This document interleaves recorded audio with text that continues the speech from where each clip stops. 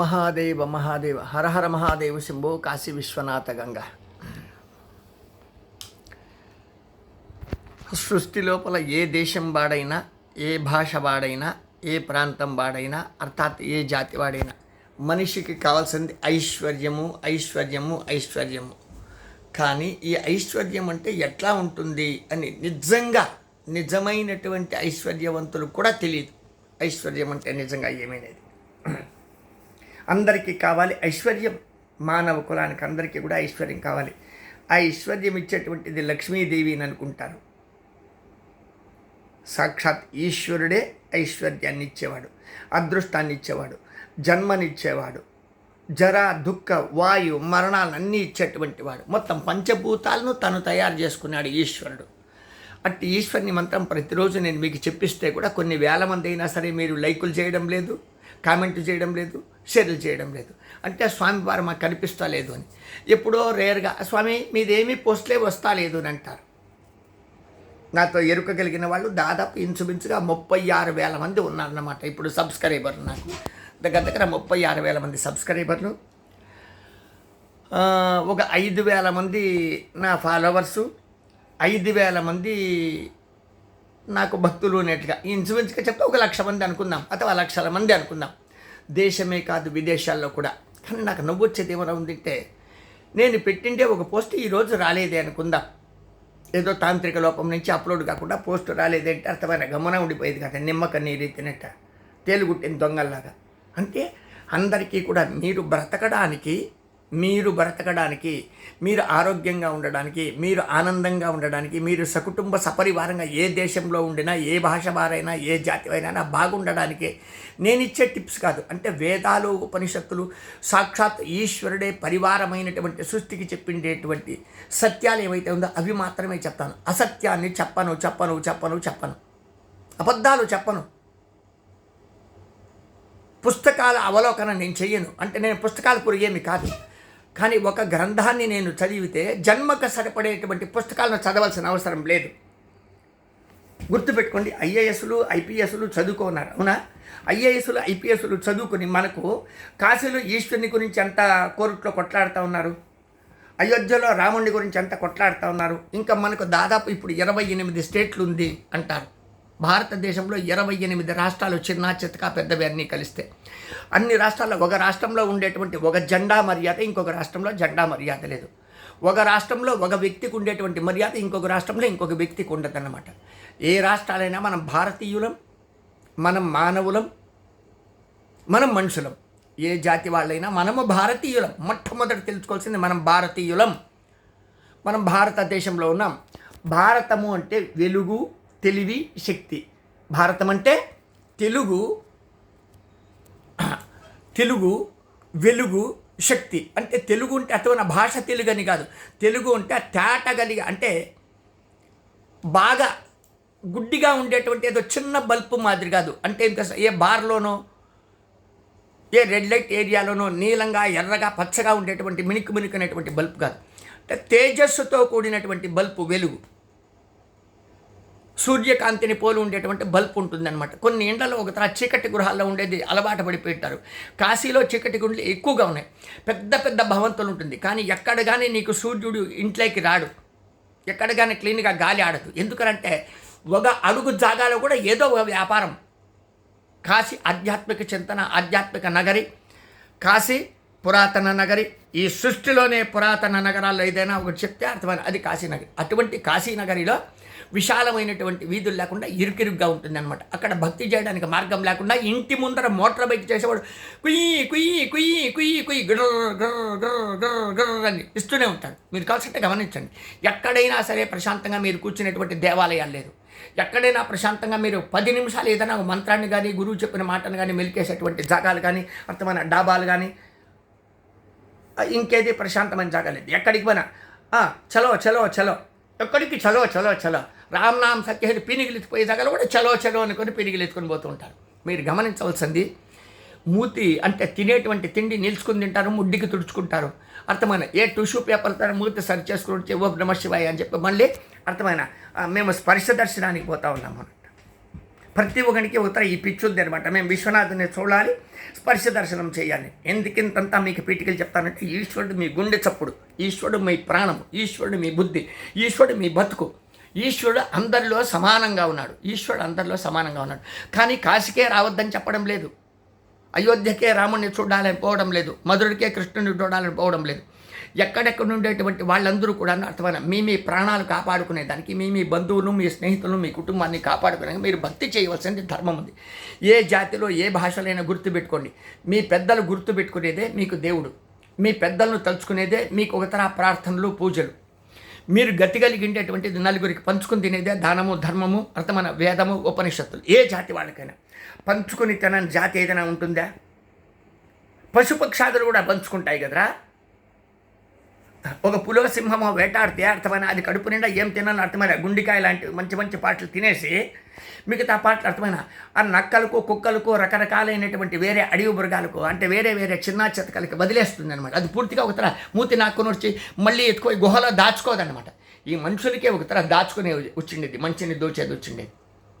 మేము చెప్తాను, హరహర మహాదేవ శంభో కాశీ విశ్వనాథ గంగా, హరహర మహాదేవ శంభో కాశీ విశ్వనాథ గంగా అనేటువంటి మహామంత్రాన్ని తప్పించండి. అర్థమైన కాశీ కానీ, రామేశ్వరం కానీ, గయ కానీ, ప్రయాగ కానీ, మీ ఇంట్లో ఒకతర కొళాయిలో వచ్చేటువంటి నీళ్లు కానీ, మీ ఇంటి ముందర మురికాలంలో ఉండే నీళ్లు కానీ, కైలాసం నుంచి వచ్చినటువంటి గంగ కానీ, వైకుంఠం నుంచి వచ్చిన గంగ కానీ, ఏ నది కానీ, ఏ సముద్రాలు కానీ, అన్ని నీళ్లు స్వచ్ఛందమైంది. ప్రతి నీటి చుక్క కూడా మీ ప్రాణాన్ని కాపాడేది. కనీసం మీ ఇంటి ముందర జల్జాల్లో నీళ్లు కూడా, అంటే ఇప్పుడు అంతగా ఫైర్ యాక్సిడెంట్లు తగ్గిపోయినాయి, దుర్మార్గతనాలు కూడా తగ్గుతూ వచ్చిందనే చెప్తాం. పూర్వానికి మామూలుగా గుడిసెలు ఉండేవి, ఏదో షెడ్లు ఉండేవి చిన్న చితక.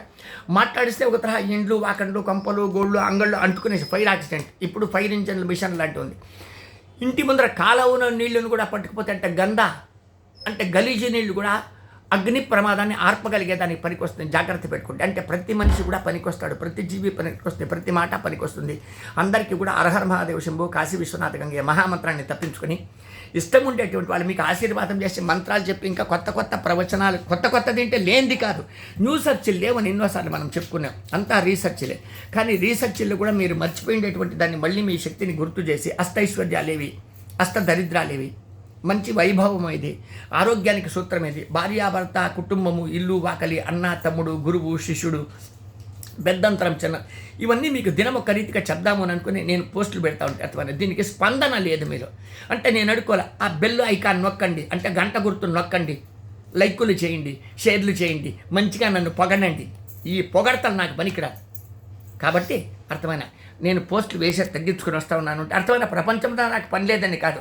ఎవడన్నా కావాల్సంటే మీరై డిమాండ్లు పెట్టుకుని గురువు గారండి మీరు చెప్పిన జ్ఞానం మా బుర్రలకి ఎక్కింది, మేము బాగున్నాము అనేటువంటి సర్టిఫికెట్లు. నాకు గవర్నమెంట్లు ఎవడు సర్టిఫికెట్లు ఇచ్చేదొద్దు, ఏ కాలేజీలు, ఏ యూనివర్సిటీలో నాకు సర్టిఫికెట్లు ఇచ్చేదొద్దు. అంటే చూడు, దేశో విశాల ప్రభువు, అంటే దేశం విశాలమైంది, ప్రజలంతా ఒప్పుకుంటేనే ప్రభువు ఉంటాడు. ఇప్పుడు ముందర రాజులు బాగలేదు అని చెప్పి తరాజులైనటువంటి ప్రజాప్రభుత్వం పెట్టుకున్నారు. ప్రజల నుంచి ఎన్నుకునేటువంటి ప్రజలు ప్రజాప్రభుత్వాన్ని, అంటే ప్రజలు ప్రభుత్వాన్ని ఒప్పుకోవడం లేదు, ప్రభుత్వం ప్రజలు కూడా ఒప్పుకోవడం లేదు. ఇట్లా దరిద్రంగా ఉంది మన భారతదేశంలో. గుర్తుపెట్టుకోండి, ఒక రాజు చెప్పింది ఒక మంత్రి ఒప్పుకోడు, ఒక మంత్రి చెప్పింది ఒక ప్రజలు ఒప్పుకోరు. ఒక రాగానుగా లేకుండా ఒకరి మీద ఒకరు బురద చల్లుకొని చావడమే తప్ప, ఉండేదాన్ని నాశనం చేసుకోవడమే తప్ప, భక్తిని, ఐశ్వర్యాన్ని, ఆనందాన్ని అనుభవించమని మా ఆశీర్వాదాలు.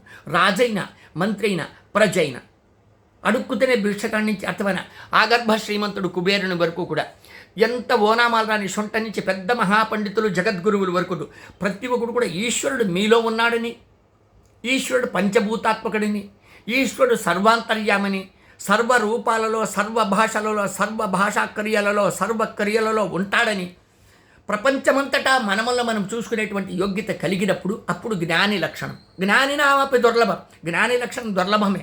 కానీ అటువంటి దుర్లభమైనటువంటి జ్ఞానులతో మనం పరిచయం చేసుకుంటే, అటువంటి వాడిగా మనం స్నేహితుడు చేసుకుంటే, అటువంటి స్నేహితుడు గురువు అయితే మీ ఆయుస్సు, మీ ఆరోగ్యము, మీ జీవన విధానం చాలా బాగుంటుంది. ఒక మంచోడుగానే దొరికినట్టు వాడిని తలదిని పెట్టి అట్టమని లేనిపోని అట్టమని ఏమన్నా కాయలు లేపుతారా అని అడుగుతారు. తలకాయలు లేచిపోకుండా ఉండడానికి ఆశీర్వాదాలు పొందంటారా నాయనా. బతుకులు తెల్లారిపోకుండా ఉండడానికి, బతుకులు నిండు 100 సంవత్సరాలు హాయిగా ఉండడానికి ఆశీర్వాదాలు పొందండి రా నాయన. అందరికీ కూడా ఈశ్వరుడు సర్వదా రక్ష, శ్రీరామ రక్ష రక్ష, సర్వజగత్ రక్ష రక్ష, శ్రీరామ రక్ష రక్ష సర్వ జగత్తు రక్ష రక్ష. ఇది సప్త ఋషులే పాడి పొగుడుకున్న శ్రీరామ రక్ష రక్ష సర్వ జగత్ రక్ష రక్ష. జగత్తుకే రక్ష అయినటువంటి శ్రీరామనామాన్ని ఈశ్వరుడు సదాశివుడు సదా జపం చేసేది రామనామం. అట్టి ఈశ్వరుడు రాముడు శక్తి కలిసినటువంటి నామం హరహర మహాదేవ శంభో కాశీ విశ్వనాథంగా. ఇది జాతిది కాదురా నాయన, ఇది భాషది కాదురా నాయన, ఇది ప్రాంతంది కాదురా నాయన. ఎవడు ఎక్కడైనా సరే సృష్టిలో బతకాలింటే హరహర మహాదేవ శంభో కాశీ విశ్వనాథ గంగే, హరహర మహాదేవ శంభో కాశీ విశ్వనాథ గంగే. భిక్షం పెట్టండి, నన్ను అభిమానించండి, నేను అడుక్కుందునా. హరహర మహాదేవ శంభో కాశీ విశ్వనాథ గంగా. 9343797339 9343797339 నెంబర్కి భిక్షం పెట్టండి. మా ఆశీస్సులు ముందుగా పొందండి. అన్నిటా సృష్టి మొత్తాన్ని ఈశ్వరుణ్ణి చూడండి, ఆస్వాదించండి, అభిమానించండి, అనుభవించండి అనుభవించండి అనుభవించండి. నాశనానికి వినాశనానికి మనం కారణకర్తలు కాకూడదు కాకూడదు కాకూడదు కాదు. పరమేశ్వరుడు అన్నిటికీ కర్త హర్త భర్త, పరమేశ్వరుడే సర్వేశ్వరుడే. శుభం భూయాత్ నాయన. ఒకడంటాడు స్వామి మీ పోస్టులో దినం వస్తే చూడరు, ఒకడంటాడు స్వామి మీది వారం వస్తే చూస్తారు అంటారు, ఒకడంటారు స్వామి మీ ప్రవచనాలు చాలా బాగుంది అంటాడు, ఒకడేమో స్వామి మీ భాషే మాకు అర్థం కాలేదు అన్నట్టు. పిచ్చి పుల్కాల్లాలా ఈశ్వరుడి మాటలంతా సులభంగా అర్థమవుతుందా? వేదాలు ఉపనిషత్తులు ఒకతర చించేసేదానికి ఆరేసేదానికి దాని పీలికలు పాలికలు అనుకుంటారా? చిత్తు కాగితాలు పేపర్లు అనుకుంటారా? దాచుకునేదానికి మీరేమన్నా కరెన్సీ నోట్ల కట్టాలనుకుంటారా? వేదం ఉపనిషత్తు జ్ఞానం, వేదాలు ఉపనిషత్తులు సారాంశం జ్ఞానమైనటువంటి మాటలు అర్థమైన అవధూత లక్షణం అని చెప్పి పనికిరాని పిచ్చిముండా కొడుకులు జతలో తిరుగుతారే తప్ప నిజమైనటువంటి అవధూతల జ్ఞానం మీ ఇంట్లోకి నువ్వు నిద్రపోతే నిన్ను తట్టి లేపి ఆశీర్వదించేవాడు. శతమానం భవతి శతమనంతం భవతి శతాయు పురుష శతాయుష్యేంద్రియే ప్రతిష్టతి. శతమానం భవతి ఆశీర్వాదం చేసేటువంటి గురువులు, డబ్బులకు అమ్ముడుపోని గురువులు, అబద్ధం చెప్పని గురువులు, మోసం చెయ్యని గురువులు, కుచ్చితాలు తెలియని గురువులు, మ్యాజిక్కులు చెయ్యని గురువులు, ధర్మాన్ని న్యాయాన్ని ఈశ్వరుని నమ్మిన గురువులు, శరీరం దేవస్థానంగా లోపల ఉండేటువంటి ప్రాణమే ఈశ్వరుడిగా తన బుద్ధే గురువుగా నమ్మినటువంటి గురువుల మాట నమ్మండి నమ్మండి నమ్మండి. ఎంతోమంది ఉన్నారు అటువంటి వాళ్ళు. నేనే అని కాదు, వీడేమరా ఇట్లా పిచ్చోడు అనేది కాదు, నాలాంటి పిచ్చోళ్ళు దండిగా ఉన్నారు. అటువంటి పిచ్చి వాళ్ళ మాట నమ్మితే మీకు జీవితంలో ఎప్పుడు పిచ్చి పట్టకుండా హాయిగా ఉంటారు. హరహర మహాదేవ శంభో కాశీ విశ్వనాథ గంగే. అర్థమైంటుంది అనుకుంటాను.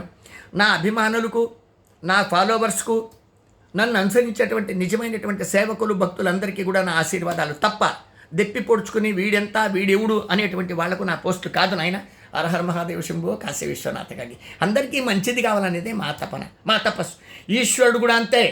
ఈశ్వరస్య సర్వభూతానాం బ్రహ్మాధిపతి బ్రహ్మణోధిపతి బ్రహ్మా శివో మే అస్తు సదాశివోం సదాశివోం సదాశివోం. సదాశివుడు సదా జపం చేసేది రామ్ నామ్ సత్య హై, రామ్ నామ్ సత్య హై, రామ్ నామ్ సత్య హై.